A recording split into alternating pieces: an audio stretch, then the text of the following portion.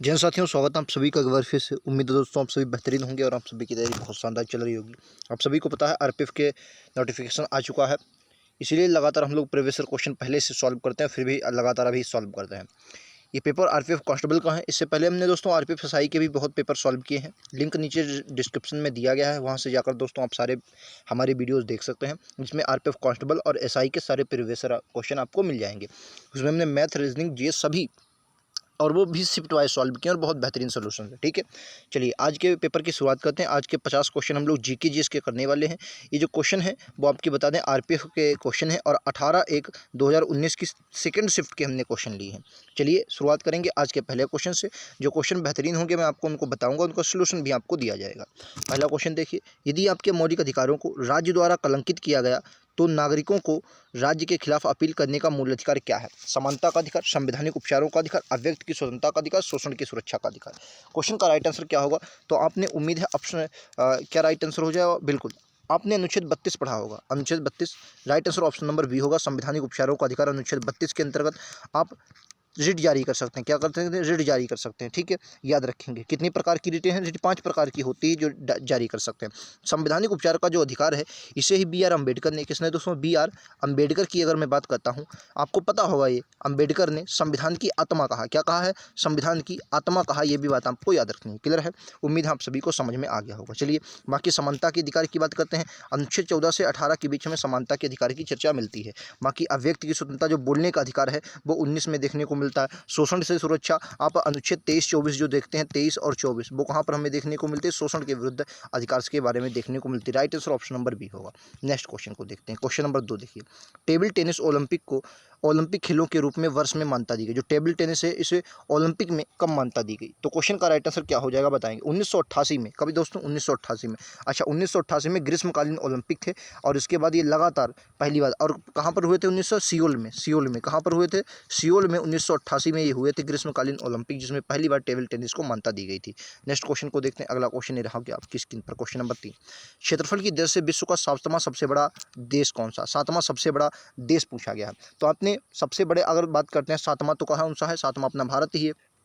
ठीक है, सातवां कौन सा है देश है? भारत है। लेकिन आठवां भी पूछा जाता तो आठवां अगर पूछा है तो याद रखें इंडोनेशिया। आठवां कौन सा हो जाएगा? इंडोनेशिया। इससे पहले सबसे पहले रूस, फिर कनाडा, चीन, संयुक्त राज्य अमेरिका, ब्राजील और ऑस्ट्रेलिया आते हैं, फिर 7वें नंबर पर भारत आता है। ठीक है, तो right answer option number A होगा, आपको रटा होगा।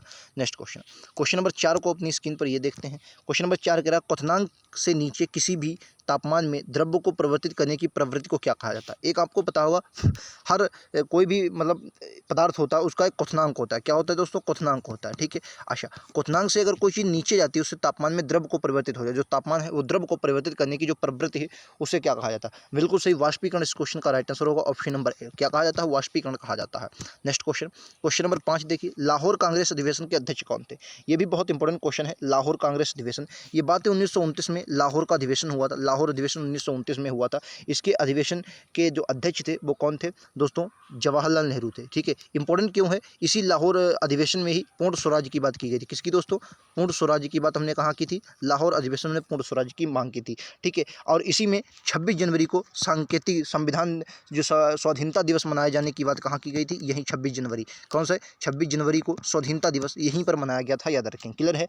बिल्कुल, उम्मीद है आप सभी को समझ में आया होगा। और कई बार ये भी पूछ जाता है किस नदी के किनारे? ये रावी नदी के किनारे, क्योंकि भाई जो लाहौर है वो किस नदी के किनारे पड़ता है? रावी नदी के किनारे झंडा फहराया गया था। ये भी बात आपको याद रखनी, उम्मीद है ये आपने पढ़ा होगा। क्वेश्चन नंबर 6 को देखते हैं। क्या निम्नलिखित में से किस राज्य में सबसे लंबी तटीय रेखा मिलती है? किस राज्य में? तो ऑप्शन के अनुसार आपको चलना है। सबसे लंबी तटीय रेखा की हम बात करते हैं तो आपको सब पता होगा, भारत में सबसे लंबी तटीय रेखा गुजरात की। किसकी है दोस्तों? गुजरात की। और गुजरात के बाद दूसरे नंबर पर क्या आता है? और इसमें दूसरे नंबर पर आपका राइट आंसर ऑप्शन नंबर, इसमें हाँ ऑप्शन नंबर ए हो जाएगा, गुजरात। गुजरात की क्या है? सबसे ज़्यादा तटीय रेखा पूछे, हाँ गुजरात राइट आंसर। सबसे ज़्यादा किसकी है? गुजरात की। तो सबसे लंबी तटीय रेखा हो जाएगी, याद रखेंगे। ठीक है, और सबसे कम पूछा जाए तो याद रखें, सबसे कम पूछा जाए तो किसकी है? गोवा की। गोवा की सबसे कम आपकी आ जाएगी तटीय रेखा। ठीक है, बाकी भारत की तटीय रेखा की बात करते हैं, 7516.6 किलोमीटर भारत की तटीय रेखा है। ठीक है, नेक्स्ट क्वेश्चन, निम्नलिखित में से किसमें माउंट आबू जैन मंदिर का निर्माण करवा था? माउंट आबूबर जैन मंदिर, माउंट आबू का जैन मंदिर बहुत फेमस है। क्वेश्चन का राइट आंसर क्या होगा? इसे बिमल शाही मंदिर भी कहा जाता है और बिमल शाह के जो शासक थे उनके द्वारा इसको बनाया गया था। Right answer option number A हो जाएगा, ठीक है। और ये जैन मंदिर है, क्योंकि जैन लिखा तो जैन मंदिर है, याद रखेंगे, ठीक है। बिमल शाह था, उसके द्वारा बनवाया गया था, ठीक है। और ये किसको समर्पित है? अगर समर्पित पूछा जाए, किसको समर्पित है, अगर पूछ लिया जाए आपसे किसको समर्पित है, तो ये जैन तीर्थंकर हुए हैं जिनका नाम ऋषभदेव था। क्या नाम था दोस्तों? ऋषभदेव। जैन तीर्थंकर हुए हैं जिनका नाम क्या था दोस्तों? एक मिनट याद रखेंगे, ऋषभदेव के द्वारा ये बनवाया गया था, ठीक है। ऋषभदेव के द्वारा ये बनवाया गया था, मतलब उनको समर्पित है, उनके द्वारा नहीं बनवाया गया था, ऋषभदेव को समर्पित है। और ये जैन तीर्थंकर थे, आपको पता होगा। भारत के राष्ट्रपति के लिए न्यूनतम आयु क्या है? आपको पता होगा। अगर भारत के राष्ट्रपति की बात करते हैं, सबसे पहले अनुच्छेद 52 में राष्ट्रपति के पद की चर्चा हमें मिलती है। अनुच्छेद 53 में हम पढ़ते हैं राष्ट्रपति कार्यपालिका का प्रमुख होगा, और जो आयु है वो 35 वर्ष होती है राष्ट्रपति की। राष्ट्रपति की आयु कितनी? 35 वर्ष होती है। अच्छा, राष्ट्रपति की जो योग्यताएं हैं वो कहाँ पर, किस अनुच्छेद में मिलती हैं? कई बार क्वेश्चन पूछा गया कि राष्ट्रपति हमें की योग्यताएं हैं वो कहाँ पर मिलेगी योग्यताएं। तो योग्यताएं की अगर बारे में पूछी जाती है तो याद रखेंगे अनुच्छेद 58 में योग्यताओं की चर्चा की गई। किसमें? अनुच्छेद 58 में योग्यताओं की चर्चा की गई है, याद रखेंगे। जैसे भारत का नागरिक हो, लोकसभा का निर्वाचन, मतलब लोकसभा में निर्वाचित होने की अर्हताएं रखता हो, यही होता है, ठीक है। निम्नलिखित में से कौन सा संगठन सरकार द्वारा घोषित न्यूनतम समर्थन मूल्य यानी कि एमएसपी बोलते हैं, किसानों को भोजन खरीदता है, किसानों से भोजन खरीदता है, इसे मतलब एमएसपी पर भोजन खरीदता है? क्वेश्चन का राइट आंसर भारतीय खाद्य निगम हो जाएगा। और ये पिछले एग्जाम में मतलब एक और शिफ्ट में ये क्वेश्चन पूछा गया था दूसरे तरीके से। इसकी स्थापना पूछ ली जाती तो याद रखेंगे 1965 में इसकी स्थापना हुई थी। भारतीय खाद्य निगम की स्थापना कब हुई थी? तो याद रखें 1965 में इसकी स्थापना हुई थी। एक मिनट, 1965 में इसकी स्थापना हुई थी, याद रखें 1965 में इसकी स्थापना हुई थी, याद रखें। अगर अधिनियम एक्ट पूछा जाए, ये एक्ट कब का था? तो एक्ट 1964 का था और स्थापना 1965 में होती। क्लियर है। और मुख्यालय तो नई दिल्ली, याद रखेंगे। मुख्यालय कहाँ है? नई दिल्ली में इसका मुख्यालय पड़ता है, ये भी बात आपको याद रखनी है। Next question, question number 10, Bharat की संसद में शामिल है। भारत की संसद में कौन शामिल है? देखो, भारत की संसद में ये बहुत मतलब कन्फ्यूजन वाला क्वेश्चन हो जाता है। अगर पूछे संसद के अंग कितने हैं, क्या बोले? संसद के अंग कितने हैं, तो अंग की अगर बात करते हैं तो 3 हो जाएंगे। कौन कौन से? आपका राष्ट्रपति, आपका कौन हो जाएगा दोस्तों? अंग पूछा है तो राष्ट्रपति हो जाएगा। फिर आपका याद रखें लोकसभा, और आपकी कौन सा होता है? राज्यसभा। ये क्या होते हैं? संविधान के अंग, संसद के अंग। अगर संसद के सदन पूछ लिया जाए, सदन कितने हैं, तो सदन याद रखेंगे सदन 2 ही होते हैं। कितने सदन होते हैं? 2 सदन। एक आपका लोकसभा होता है और एक आपका राज्यसभा होता है। लेकिन अगर अंग पूछा जाए तो 3 होंगे, लोकसभा, राज्यसभा और राष्ट्रपति। ये संसद के क्या है? अंग हैं। बाकी अगर संसद के बारे में बात करते हैं, संसद का आर्टिकल कौन सा, कौन से अनुच्छेद में संसद का परिचय मिलता है? तो अनुच्छेद 78 में, 79 में हमें संसद की बात मिलती है। कौन सा दोस्तों? इसमें संसद हो जाएगा। 80 में आपकी राज्यसभा हो जाएगी, ठीक है। इसमें कौन सी हो जाएगी? राज्यसभा, याद रखेंगे राज्यसभा हो जाएगी। और 81 में आपकी लोकसभा हो जाएगी, ठीक है। आपको याद रखने सरल सरल याद रखना है। सा से आपका 89 79 यानी कि 79 है, रा से आपका 80 है राज्यसभा, ला से आपका 81 है लोकसभा। क्लियर है? उम्मीद है समझ में आया होगा। Right answer option number D होगा। नई दिल्ली में उच्च न्यायालय की स्थापना कब की गई थी? नई दिल्ली में, भारत में नई दिल्ली में उच्च न्यायालय की स्थापना, दिल्ली में बोला है, उच्च न्यायालय की स्थापना की गई थी। स्थापना की बात करते हैं 31 अक्टूबर 1966 में 4 न्यायाधीश के साथ इसकी स्थापना हुई थी। कितने? 4 न्यायाधीश के साथ 1966 में इसकी स्थापना हुई थी, याद रखेंगे। जिनमें के एस हेगड़े, ID दुआ, SC खन्ना, SK कपूर शामिल थे, ठीक है। इंपॉर्टेंट ये नहीं है, 4 न्यायाधीश, आपको ये याद रखना। 1966 में इसकी स्थापना हुई थी नई दिल्ली में, ठीक है, दिल्ली में। 2003 की वित्तीय जिम्मेदारी और बजट प्रबंध कानून के बारे में क्या है? ये बीमा के 2003 में जो वित्तीय जिम्मेदारी और बजट प्रबंध कानून आया था, ठीक है, ये बीमा से संबंधित था या RBI की पॉलिसी से था? मनी पॉलिसी था, वित्तीय सुधार और व्यय नीतियों से था। क्वेश्चन का right answer option number D होगा। ये वित्तीय सुधार और व्यय नीतियों से संबंधित था, 2003 में जो आपका कानून लाया गया, ठीक है। और इसको प्रभाव में कब आया? ये आपको 2003 में तैयार किया गया, 2003 में तैयार किया गया था। और प्रभाव की बात करते हैं 2004 में आपका पूरी तरीके से प्रभाव में आ गया था। Right answer option number D होगा। क्वेश्चन नंबर 13 देखिए, 2011 की जनगणना के अनुसार हमारे देश में लिंगानुपात कितना है? तो क्वेश्चन का राइट आंसर क्या हो जाएगा? तो देखो 1000 पुरुषों पर 1000 महिलाएं, नहीं, लिंगानुपात इतना तो हमारे यहाँ है नहीं। क्वेश्चन का राइट आंसर आपको बताना है क्या होगा। क्वेश्चन का right answer option number B होगा। 1000 पुरुषों में मात्र 943 महिलाएं। कितनी? मात्र 943 महिलाएं। Option number D right answer, B right answer होगा। क्लियर है? नेक्स्ट पर चलेंगे। क्वेश्चन नंबर 14 आपकी स्क्रीन पर ये रहा। एनवेरिक in the nature and causes of the wealth of nation पुस्तक के लेखक कौन है? ठीक है, ये बताना है। देखो आपने ये एनवेरिक in the nature and causes of the wealth of nation, तो एक बात आपने जरूर पढ़ी होगी, ये इतनी बुक आपने पढ़ी होगी, the wealth of nation. The wealth of nation किसकी बुक है? ये एडम स्मिथ की बुक है और 1776 में प्रकाशित हुई थी। कब दोस्तों? 1776 में प्रकाशित हुई थी, याद रखें। और ये पूंजीवादी अर्थव्यवस्था से संबंधित, किससे संबंधित है? तो क्या बोलेंगे? पूंजीवादी अर्थव्यवस्था से संबंधित है। किससे? पूंजीवादी अर्थव्यवस्था से संबंधित है, अर्थव्यवस्था से संबंधित है, याद रखेंगे। किससे? पूंजीवादी अर्थव्यवस्था से। नेक्स्ट क्वेश्चन, जिस दर पर आरबीआई वाणिज्यिक बैंकों को, किसको, ये बहुत याद रखना है, वाणिज्यिक बैंकों को ऋण प्रदान करता है, उसे बदलकर या धन को प्रभावित कर सकता है, दर को क्या कहा जाता है? ठीक है, क्या बोलेंगे? क्वेश्चन का राइट आंसर ऑप्शन के अनुसार, एक इसमें ऑप्शन ये दिया ऑप्शन, अब वेतन दर बोलते हैं, बैंक दर बोलते हैं, शेयर बाजार, ब्याज दर। तो क्वेश्चन का राइट आंसर क्या हो जाएगा? क्वेश्चन का राइट आंसर दोस्तों ऑप्शन नंबर क्या हो जाएगा, बताएंगे। राइट आंसर इंपॉर्टेंट है, वेतन दर बोलेंगे, right answer option number C होगा, बैंक दर। देखो इसमें कई बार इसमें कन्फ्यूजन है। देखो एक होता है बैंक दर, एक आपका बैंक दर हो गया, एक होता है रेपो रेट दर, ठीक है, रेपो रेट दर, एक होता है रेपो दर, इसे रेपो रेट मतलब रेपो रेट या रेपो दर बोल सकते हैं, एक होता है reverse repo rate, reverse repo दर, ठीक है, क्या होता है? रिवर्स रेपो दर, ठीक है। अच्छा, बैंक दर क्या होता है? ये लॉन्ग टाइम के लिए, किसी लंबे समय के लिए, लंबे समय के लिए जब आरबीआई किसको देता है? आरबीआई जो होता है, आरबीआई वाणिज्यिक बैंकों को, आरबीआई वाणिज्यिक बैंकों, किसको? जो अन्य बैंक हैं उनको पैसा देता है उसे, और लॉन्ग टाइम के लिए। अगर यही कम समय के लिए, अति अल्प समय के लिए होता है, ठीक है, शॉर्ट टाइम के लिए, मतलब कम समय के लिए अगर आरबीआई की, क्या बहुत याद रखना, आरबीआई बैंकों को पैसा देता है तो क्या होता है? रेपो दर बोलते हैं, ठीक है, रेपो रेट या रेपो दर बोलते हैं। और रिवर्स रेपो रेट क्या होता है? जब शॉर्ट टाइम के लिए वाणिज्यिक बैंक, कौन से बैंक जो हैं वो आरबीआई को पैसा देते हैं। देखो मैंने तीर किसे आरबीआई की तरफ अब लगा है, ठीक है, आरबीआई की तरफ पैसा देते हैं, उसे रिवर्स रेपो दर कहते हैं। तीनों रेट आपको याद रखना है, ठीक है। एक आपकी बैंक दर जो लॉन्ग टाइम के लिए, शॉर्ट टर्म के रेपो दर, और रिवर्स रेपो रेट जो वाणिज्यिक बैंकों आरबीआई से पैसा लेती हैं, ठीक है, आरबीआई को पैसा देती है, उसे रिवर्स रेपो रेट बोला जाता है। और रिवर्स रेपो रेट जो होती है वो हमेशा कम रहती है रेपो रेट दर से, याद रखेंगे, ठीक है, तभी आरबीआई को फायदा होता है। नेक्स्ट क्वेश्चन, चेचक का टीका किसने विकसित किया था? रटा होगा आप सभी को, चेचक का टीका किसने विकसित किया था? क्वेश्चन का right answer option number D हो जाएगा, एडवर्ड जेनर इस क्वेश्चन का राइट आंसर है। एडवर्ड जेनर ने इसे खोजा था, ठीक है, याद रखें। क्लियर है? चलिए, बाकी फ्लेमिंग आपको पता होगा, फ्लेमिंग इन्होंने पेनिसिलिन की खोज की थी, आविष्कार किया था, ठीक है। एडवर्ड जेनर ने आपके चेचक का टीका हो गया, ठीक है, और बाकी आपको रटा होगा। चलिए नेक्स्ट पर चलते हैं। अगला क्वेश्चन, पाक जलमुंड श्रीलंका और भारत को अलग करता है, ये तो रटा होगा, किसी इसमें बताने की जरूरत नहीं है, ठीक है। चलिए, बाकी अगर मालदीव की हम बात करते हैं तो आपको पता होगा, मालदीव और मिनिकॉय के बीच, मालदीव और मिनिकॉय के बीच 8 डिग्री चैनल स्थित है, ठीक है, याद रखेंगे, ठीक है। चलिए नेक्स्ट पर चलते हैं। 1944 में किसने गांधीवादी योजना बनाई थी? 1944 में किसने गांधीवादी योजना बनाई थी? 1944 में गांधीवादी योजना जो थी, श्री नारायण अग्रवाल के थे। कौन से? श्री नारायण अग्रवाल, याद रखें, बहुत फेमस क्वेश्चन है। श्री नारायण अग्रवाल जो थे गांधीवादी योजना से थे। इनका जो उद्देश्य था, इस योजना का जो मुख्य उद्देश्य था, लोगों के भौतिक स्तर के साथ साथ सांस्कृतिक स्तर को भी ऊपर उठाना, और ये बहुत बेहतरीन योजना के रूप में आती। राइट आंसर डी होगा, ठीक है। नेक्स्ट, 2011 की जनगणना के अनुसार भारत की साक्षरता दर कितनी? अब देख लीजिए, एक सेट में 2 क्वेश्चन आपसे पूछे हैं, तो right answer option number A होगा, 74% साक्षरता दर हो जाएगी, ठीक है। चलिए नेक्स्ट क्वेश्चन, निम्नलिखित में से कौन सा खेल या खेल प्रकार में लिबेरो शब्द का प्रयोग होता है? ठीक है, LIVERO इसका प्रयोग किया जाता है। क्वेश्चन का राइट आंसर क्या होगा? बेहद important question, option number B, volleyball में होता है, ठीक है, वॉलीबॉल हो जाएगा, ठीक है, याद रखेंगे। चलिए नेक्स्ट पर चलते हैं।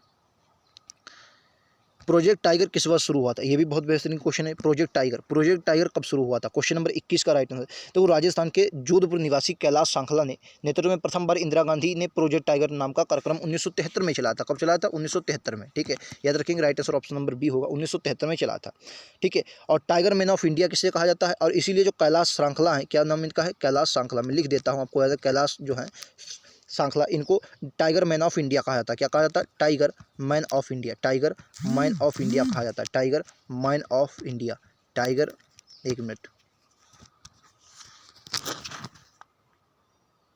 क्या कहा जाता है दोस्तों? इनको टाइगर मैन ऑफ इंडिया कहा जाता है। Right answer option number B होगा। नेक्स्ट क्वेश्चन पे चलते हैं। अगला क्वेश्चन ये रहा आपकी स्क्रीन पर, बताइए राइट आंसर क्या है। अगले क्वेश्चन को देखते हैं। बंगाली विभाजन कब हुआ था? रटा होगा, करजन के समय की बात है, जब करजन भारत पर शासन कर रहा था, मतलब वायसराय बनकर रहा था।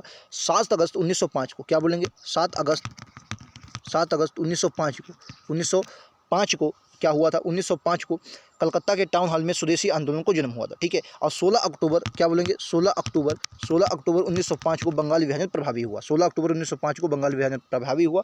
राइट आंसर 1900 क्या होगा, 1905 होगा। अगर घोषणा की बात करते हैं कि जो करजन था उसने घोषणा कब की थी, तो घोषणा अगर पूछी जाती तो 20 जुलाई, क्या बोलेंगे, 20 जुलाई की घोषणा की थी किसने, करजन ने, कि हाँ बंगाल विभाजन होगा। 20 जुलाई को घोषणा की थी 1905 में। नेक्स्ट क्वेश्चन, 3 डेटें आपको याद रखना। परमाणु संरचना की संरचना पर काम करने के लिए 1922 में किसी को नोबेल पुरस्कार नहीं दिया गया था, मतलब इनमें से किसको नोबेल पुरस्कार नहीं दिया गया था। देखिए इनमें से right answer option number C होगा, जो नील्स बोर हैं इनको नहीं दिया, बाकी अर्नेस्ट रदरफोर्ड, जेम्स चैडविक और थॉमसन। ये रदरफोर्ड और ये आपके इंपॉर्टेंट हैं। ईटा प्रणाली आपने जरूर केमिस्ट्री में साथ पढ़ा होगा। क्वेश्चन नंबर 24, भारत द्वारा प्रेषित पहला सक्रिय उपग्रह कौन सा था। Very important question. भारत का संरचना क्या बोला, पहला सक्रिय, आपको बताना है पहला सक्रिय जो उपग्रह था कौन सा था। यह स्वदेशी निर्मित उपग्रह था और 1975 में सोवियत संघ के वैकानूर से पृथ्वी के निकट वित्तीय कक्षा में 554 किलोमीटर की ऊंचाई पर सफलतापूर्वक प्रक्षेपित किया गया था। कब, 1975 में। 1975 में, कब, 1975 में। Right answer option number C, Aryabhata इसका नाम था। क्या नाम था दोस्तों, आर्यभट्ट नाम था। राइट आंसर सी हो, 1975 में। नेक्स्ट, निम्नलिखित में से कौन मस्कुलोस्केलेटल RER बोला जाता सतह से जुड़ा हुआ है। Right answer option number D होगा, राइबोसम। नेक्स्ट क्वेश्चन, क्वेश्चन नंबर 26, किस देश को उगते सूरज की भूमि कहा जाता है। उगते सूरज की भूमि कहा जाता है किस देश को दोस्तों, उगते सूरज की। 26 में क्वेश्चन शायद छूट गया है। उगते सूरज की देश दोस्तों जापान को बोला जाता है। क्या बोला जाता है, जापान को दोस्तों उगते सूरज की देश बोला जाता है। ऑस्ट्रेलिया को क्या बोला जाता है, land of the golden peace. Australia को कहा जाता है land of the golden peace, याद रखेंगे। न्यूजीलैंड को दक्षिण का ब्रिटेन बोला जाता है। न्यूजीलैंड को दक्षिण का ब्रिटेन बोला जाता है, ये भी बात आपको याद रखनी। नेक्स्ट क्वेश्चन, भारत की सीमा किन किन देशों से लगी है। भारत की सीमा तुर्कमेनिस्तान, अफगानिस्तान से लगती है 107 किलोमीटर। कितनी दोस्तों, मात्र 107 नहीं, माफी चाहेंगे, 106 किलोमीटर सीमा अफगानिस्तान से लगती है। आपातकालीन घोषणा शब्द आपातकाल की व्याख्या करता है। किस तरीके के आपातकाल की घोषणा जो करता है, आपातकालीन घोषणा। देखिए आपातकाल की बात करते हैं तो अनुच्छेद 352 से 360 तक भारतीय संविधान में आपातकाल की चर्चा की गई। और हमारे हमने 3 प्रकार के पढ़े, राष्ट्रीय आपात, वित्तीय आपात और राष्ट्रपति शासन। 3 प्रकार के पढ़े जो कि राष्ट्रपति लगा सकता है, उसके पास पावर होती है। लेकिन जो आपातकालीन घोषणा आती है उसमें हम राष्ट्रीय आपात के बारे में पढ़ते हैं। यानी कि अगर इस शब्द की बात करती है तो इसकी व्याख्या में राष्ट्रीय आपातकाल के रूप में देखने को मिलती है, जिसकी वर्णन हमें अनुच्छेद 352 में देखने को मिलता है। ये भी बात आप सभी को याद रखनी है। अगर भाग पूछा जाए तो भाग 18 में हमें राष्ट्रीय आपात, मतलब भाग 18 में कौन से जो आपातकाल हम भाग 18 में देखने को मिलते हैं। ठीक है, क्लियर है। नेक्स्ट क्वेश्चन, अगला, बुद्ध के जीवन की घटनाओं को किसमें दिया गया, जातक कथाओं में, त्रिरत्न में या पिता। तो पिता और वो दे तो गलत है। ठीक है, जो बुद्ध की जीवन की घटनाएं हैं उनको कहाँ हम पढ़ते हैं, तो याद रखेंगे बुद्ध की जीवन की जो घटनाएं हैं उनको जातक कथा में देखने को मिलती है। राइट आंसर क्या होगा, सी होगा। ठीक है, याद रखेंगे। चलिए नेक्स्ट क्वेश्चन, तारों में प्लाज्मा चरण के गठन के कारण, तारों में, कौन से तारों में प्लाज्मा चरण के गठन के कारण है। तो ऑप्शन नंबर, बहुत अधिक तापमान जो होता है तारों में प्लाज्मा चरण के गठन के कारण होते हैं। किस अनुच्छेद के तहत सूचना का अधिकार अपराध के गिरफ्तार किए जाने की स्पष्टि प्राप्त करता है। किस अनुच्छेद के, ये बहुत इंपॉर्टेंट क्वेश्चन है। सीधा क्वेश्चन ये पूछा है, जो सूचना का अधिकार बना है वो किस अनुच्छेद से संबंधित है। याद रखेंगे, आपको बताना सूचना का अधिकार अनुच्छेद 22, option number C right answer होगा। अनुच्छेद 22 के किसी भी व्यक्ति को जो गिरफ्तारी से संरक्षण मिलता है, अनुच्छेद 22 के तहत मिलता है। जो गिरफ्तारी से संरक्षण मिलता है वो किससे मिलता है, अनुच्छेद 22 से मिलता है। के तहत सूचना का अधिकार अपराध के लिए गिरफ्तार किए जाने के लिए स्पष्टीकरण प्राप्त करता है। ठीक है, तो याद रखेंगे। बाकी अनुच्छेद 18 आपको पता, उपाधियों के अंत की जो बात करते हैं, उपाधियों से संबंधित कौन सा अनुच्छेद 18 है। 23 जो है बच्चों के शोषण से संबंधित है, और 32 जो है वो संवैधानिक उपचार से संबंधित है। अनुच्छेद 32 संविधान की आत्मा, अभी हमने पहले क्वेश्चन में पढ़ा था। उज्बेकिस्तान की राजधानी क्या है, रटा होगा आप सभी को। उज्बेकिस्तान की राजधानी क्वेश्चन के अनुसार ऑप्शन नंबर भी ताशकंद हो जाएगी। क्लियर है। चलिए, बाकी संयुक्त अरब अमीरात की अबू धाबी हो जाएगी, इराक की दोस्तों बगदाद हो जाएगी। नेक्स्ट क्वेश्चन, 2018 में राष्ट्रमंडल खेलों का आधिकारिक शुभंकर क्या था। अब आपको 2000 अगले वाले जो अगले सन में होंगे उनके, और जब हाल ही में हुए हैं, यानी कि 2023 में हुआ, जो 22 में वो 24 वाले तो आपको, मतलब अब तो 24 वाले ही पढ़ने हैं। ठीक है, तो बताइए, नहीं 24 वाले का है, अब 18, अब आपके 26 में होंगे। राष्ट्रमंडल खेलों का आविष्कार, शुभंकर, मतलब जो 2018 में शुभंकर था वो कब हुआ। ठीक है, तो इस क्वेश्चन का देखो 2022 में भी जो हुआ उसमें ये बर्मिंघम इंग्लैंड में आयोजित किए गए 2022 में। तो अब की बार जो होंगे, इसका 2022 की अगर मैं बात करता हूँ, इनका कहा था 2022 में पेरी इनका शुभंकर था। क्या था दोस्तों? पेरी शुभंकर था, ठीक है। 2026 वाला भी आपको रट लेना है। और 2018 में जो था वो दोस्तों बरवी था, बरवी। ये इंपॉर्टेंट बिल्कुल नहीं है। हाँ, हो सकता है 2022 वाला आपसे पूछ ले तो पेरी है, लेकिन 2026 वाला भी आपको याद रखना है, ठीक है, जब भी आए। इतना इंपॉर्टेंट फाइल है, अभी इसका शुभंकर ही नहीं बनेगा कि 24 में ही आपका एग्जाम हो जाएगा। ये पेरी आपको याद रखना है। नेक्स्ट, भारत का पहला परमाणु परीक्षण कोड क्या था? जो पहला परमाणु परीक्षण कोड था 1974 में पोखरण में किया गया था। और राइट आंसर क्या था? लाफिंग बुद्धा। क्या था? लाफिंग बुद्धा, 1974 पोखरण में। क्लियर है? चलिए नेक्स्ट क्वेश्चन, ये रहा आपकी स्क्रीन पर। यदि कोई सदस्य बिना अनुमति के देश की अवधि के लिए अनुपस्थित रहता है तो सदन द्वारा सदस्य की रिक्त घोषित किया जाएगा। जो सदस्य की सदस्यता है उसको रिक्त घोषित किया गया। भारतीय संविधान के अनुच्छेद 101 के भाग 4 में, अनुच्छेद 101 के भाग 4 के तहत यह प्रक्रिया दी गई कि अगर 60 दिनों तक बिना बताए कोई आदमी बाहर रहता है, बिना अनुमति के बाहर रहता है, तो उसकी रिक्त हो जाएगा। उसके सदन की सदस्यता क्या होगी? सीट रिक्त मान ली जाती है, याद रखें। उसकी सदस्यता जो है वो समाप्त कर दी जाती है, याद रखें, 60 दिनों तक, ठीक है, अनुच्छेद 101 के 4 में। अमरावती शैली की वास्तुकला किस राज्य से संबंधित? अब आपको राइट आंसर, अगर अमरावती का नाम आता है तो राइट आंसर क्या होगा? Option number D, Andhra Pradesh में हो जाएगा, ठीक है, याद रखेंगे। चलिए नेक्स्ट क्वेश्चन, क्वेश्चन नंबर 38 देखिए। निम्नलिखित में से किस नदी पर दुखी नदी भी कहा जाता है? किस नदी को दुखी नदी के नाम से जाना जाता है? 38 का राइट आंसर क्या हो जाए? दुखी नदी। क्या बोलेंगे? इस क्वेश्चन के ऑप्शन दिखा दीजिए, ये हैं हुगली नदी, तीस्ता नदी, दामोदर नदी, बराक नदी। Right answer option number Damodar नदी, ऑप्शन नंबर डी। इसे दुखी नदी क्यों कहा जाता है? क्योंकि बंगाल में इस नदी को शोक कहा जाता है। इसे क्या कहा जाता है? बंगाल का शोक कहा जाता है। क्या कहा जाता है?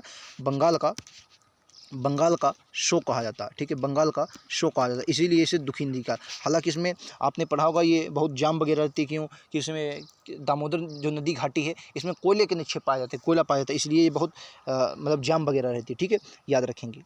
और दामोदर नदी के अगर उद्गम की बात करते हैं, इस नदी का उद्गम झारखंड के जो पठार है, नागपुर का पठार, झारखंड के नागपुर के पठार से होता है, याद रखेंगे। चलिए, बाकी हुगली नदी ये भी आपका इंपॉर्टेंट है, इसके बारे में भी आपको पढ़ना है। नेक्स्ट क्वेश्चन, प्यूटरी ग्रंथि से जुड़ी होती, जो पिट्यूटरी ग्रंथि होती है वो किससे जुड़ी होती है? तो याद रखेंगे, इस ग्रंथि को पीयूष ग्रंथि भी कहते हैं। क्या बोलते हैं? पीयूष ग्रंथि, ठीक है, पीयूष ग्रंथि भी बोला जाता है। क्या बोलेंगे इसे? पीयूष ग्रंथि बोला जाता है। Right answer option number C होगा, मस्तिष्क से जुड़ी होती है। किससे? मस्तिष्क से जुड़ी होती है, सी राइट आंसर होगा। क्वेश्चन नंबर 40 देखिए, किस चार्टर कानून ने भारत में ईस्ट इंडिया कंपनी के एकाधिकार कारोबार को ख़त्म कर दिया था? जो भारतीय ईस्ट इंडिया कंपनी का एकाधिकार था उसको किस चार्टर एक्ट के द्वारा ख़त्म किया गया था? ठीक है, तो चार्टर एक्ट 1813 के द्वारा, 1813 का चार्टर एक्ट आया था, जिसके द्वारा जो कंपनी का एकाधिकार था दोस्तों, उसे कारोबार को ख़त्म कर दिया गया था, याद रखेंगे, ठीक है। और ये 1813 का चार्टर एक्ट बहुत इंपॉर्टेंट है। क्यों? क्योंकि जो ईसाई मिशनरी थे, ईसाई मिशनरी, उनको भी भारत आने की, ईसाई जो मिशनरी थे, कौन से? ईसाई मिशनरी जो थे, उनको इसी के द्वारा आने की अनुमति दी गई थी। और शिक्षा पर 1 लाख रुपया, शिक्षा पर 1 लाख रुपये खर्च करने की बात भी की, 1 लाख रुपये खर्च करने की भी बात की गई थी। 1 लाख रुपये खर्च करने की बात शिक्षा पर 1813 के चार्टर एक्ट में भी की गई थी, याद रखेंगे, ठीक है। चलिए, और चीन के साथ जो चाय का व्यापार था वो बना रहा था, याद रखेंगे उसको भी। नेक्स्ट क्वेश्चन, निम्नलिखित में से किस प्रणाली को भारत में अंग्रेजी साहित्य का मेग्ना कार्टा कहा जाता है? भारत में अंग्रेजी साहित्य का मेग्ना कार्टा कहा जाता है किस प्रणाली को? क्वेश्चन का राइट आंसर क्या बोलेंगे? देखो, बोर्ड ऑफ कंट्रोल ने क्या किया था, चार्ल्स वुड की अध्यक्षता में, आपको पता होगा चार्ल्स वुड आए थे, चार्ल्स वुड की अध्यक्षता में वुड डिस्पेच जिसे बोला जाता है, ये 1854 में आया था, 1854 में, जिसे शिक्षा का मेग्ना कार्टा कहा जाता है। क्या बोलेंगे? इसे शिक्षा का मेग्ना कार्टा कहा जाता है, याद रखेंगे। ये 1854 में आया था, ये शिक्षा से संबंधित था, याद रखेंगे, ठीक है। हंटर कमीशन ये भी शिक्षा से संबंधित था, और ये 1882 में आया था। एक हंटर कमीशन आप जलियांवाला बाग हत्याकांड के समय पढ़ते हैं, लेकिन 1882 में ये भी शिक्षा से संबंधित था, याद रखेंगे, ठीक है, इंपॉर्टेंट है। चलिए, एक घोषणा पत्र था, एक Charles Wood dispatch. Next question, निम्नलिखित में से कौन भाला फेंक खेल से जुड़ा हुआ? भाला फेंक से जुड़ा, तो आपको पता होगा, रटा होगा, नीरज चोपड़ा भाला फेंक से जुड़े हुए हैं। नेक्स्ट, आपातकाल के समय कौन से अनुच्छेद निलंबित नहीं हो किया जाता? किन अनुच्छेदों को आपातकाल के समय निलंबित नहीं किया जाता? अनुच्छेद अगर 359 आप पढ़ते हैं, 359 के अनुसार, अगर अनुच्छेद 359 पढ़ते हैं, इसके अनुसार जब राष्ट्रीय आपात की घोषणा की जाती है तो अनुच्छेद 20 और 21 को छोड़कर बाकी सभी मूल अधिकार निलंबित हो जाते हैं, यानी 20 और 21 नहीं छूटता। और ये बात कहाँ लिखी है? ये अनुच्छेद 359 में लिखी है। किसमें? अनुच्छेद 359। क्लियर है? नेक्स्ट, सजावटी लिखावट के निर्माण की संरचना को डैश कहा? जो सजावटी लिखावट होती है, इसके निर्माण की जो संरचना होती है, इसे दोस्तों सुलेख कहा जाता है। क्या कहा जाता है? सुलेख। आपने सुलेख लिखी होगी बचपन में, टीचर लिखते थे कि सुलेख लिख के लाओ ताकि राइटिंग अच्छी हो जाए, ठीक है। नेक्स्ट क्वेश्चन, क्वेश्चन नंबर 45, क्रम मानव आवाज़ मशीन में कितने वाद्य यंत्र होते हैं? जो मानव आवाज़ मशीन होती है उसमें कितने वाद्य यंत्र होते हैं? Right answer option number A होगा, 1, 2, मतलब 2 होते हैं, और ऑप्शन नंबर ए होगा, राइट आंसर 2 होंगे, ठीक है। चलिए नेक्स्ट, निम्नलिखित में से कौन सा मूल भारतीय खेल है? Cricket, rugby, judo, kho kho. मतलब मूल भारतीय तो याद रखेंगे खो खो होगा। और प्रत्येक टीम में कितने खिलाड़ी होते हैं खो की? 9 खिलाड़ी होते हैं। खो खो जो था हमारा भारतीय मूल का खेल है। क्वेश्चन नंबर 47 देखिए कि जब किसी वस्तु को निश्चित ऊंचाई में स्वतंत्र रूप से छोड़ा जाता है तो उसकी ऊर्जा पर क्या प्रभाव पड़ता है? अगर आप देखो कोई भी वस्तु होगी एक निश्चित ऊंचाई के से स्वतंत्र रूप में छोड़ा जाता है तो संभावित ऊर्जा घटती है और गतिज ऊर्जा बढ़ती है। क्या होगा? संभावित ऊर्जा जो होगी वो घटती है और गतिज ऊर्जा क्या हो जाएगी दोस्तों? बढ़ जाएगी। राइट आंसर सी होगा। अगला क्वेश्चन, क्वेश्चन नंबर 48। एक व्यक्ति जो संसद का सदस्य नहीं है, वह किसी भी सदन में संबंधित नहीं है, ऐसे व्यक्ति को देश की अधिकतम अवधि के लिए भारत के प्रधानमंत्री के रूप में नियुक्ति किया जा सकता है। और बिल्कुल किया जा सकता है, मात्र कितना? 6 महीने। और 6 महीने से पहले 6 महीना खत्म हो जाएगा, वो आपका जो इसको मतलब मंत्री पद दिया गया था, प्रधानमंत्री पद दिया गया था, वो उसका समाप्त हो जाएगा। अलग लेकिन 6 महीने के अंदर अगर दोस्तों वो राज्यसभा या लोकसभा मतलब किसी में से एक मतलब सदन में संबंधित हो जाता है तो प्रधानमंत्री वो बना रहेगा। ठीक है, याद रखेंगे। Next question 49। जिम्नास्टिक के पिता के रूप में किसे कहा जाता है? बताएंगे जिम्नास्टिक का पिता किसे कहा जाता है? तो Frederick Ludwig John. Frederick Ludwig John है इनको दोस्तों जिम्नास्टिक का पिता कहा जाता है। सभी प्रतिनिधियों को भारत सरकार द्वारा संयुक्त रूप से चुना, प्रशासित और निर्देशित किया जाता है। क्या है क्वेश्चन? समझ नहीं आया। सभी प्रतिनिधियों को भारत सरकार द्वारा संयुक्त रूप से चुना, प्रशासित और निर्देशित किया गया। न्यायपालिका, मुख्यमंत्री, भारत के मुख्य न्यायाधीश या संसद? क्या क्वेश्चन कह रहा है? अच्छा, मतलब किसके जो प्रतिनिधि हैं तो न्यायपालिका तो अपने आप आती है भाई, जो पढ़े लिखे होते हैं वो जज बनते हैं। ठीक है, भारत का मुख्य न्यायाधीश भी ऐसा, मुख्यमंत्री भारत उसने अगर मुख्यमंत्री भारत की सरकार द्वारा सभी प्रतिनिधियों को भारत सरकार द्वारा संयुक्त रूप से चुना, प्रसारित और निर्देशित किया जाता। बात करते हैं मुख्यमंत्री की, तो मुख्यमंत्री भी ऐसा नहीं, तो संसद के जो सभी सदस्य होते हैं, संसद के सभी सदस्य जो होते हैं वो भारत के प्रतिनिधियों के द्वारा ही चुने जाते हैं। संसद के सभी सदस्य किसी के द्वारा? संयुक्त रूप से भारत के प्रतिनिधियों के द्वारा ही चुने जाते हैं। तो राइट आंसर क्या होगा? डी होगा। ये थे आज के 50 क्वेश्चन। कैसे लगे कमेंट सेक्शन में जरूर बताएं। उम्मीद है क्वेश्चन पसंद आए होंगे। लगातार ऐसे क्वेश्चन आपको मिलते रहेंगे। जरूरत है आप सभी को लगातार जुड़ने की और अपनी तैयारी को बेहतरीन करने की। ठीक है, तो मिलते हैं अगले वीडियो में। आज के लिए इतना ही दोस्तों। लिंक नीचे डिस्क्रिप्शन में दिया गया, वहाँ से जाकर आप सारे प्रैक्टिस सेट देख सकते हैं। पूरा आपका सिलेबस कंप्लीट होगा। आज के लिए इतना ही। धन्यवाद दोस्तों। जय हिंद, जय भारत।